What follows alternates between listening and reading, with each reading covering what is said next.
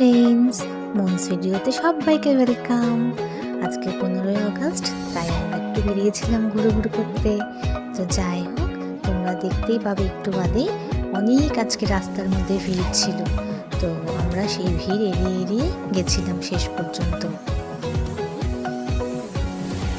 আজকের ওয়েদারটা দারুণ ছিল, চারিদিকটা ঝলমল করছিল, রোদ উঠেছিল সকাল থেকেই। তোমরা তো স্কুলের ভিডিওটা দেখিয়েছি আমি।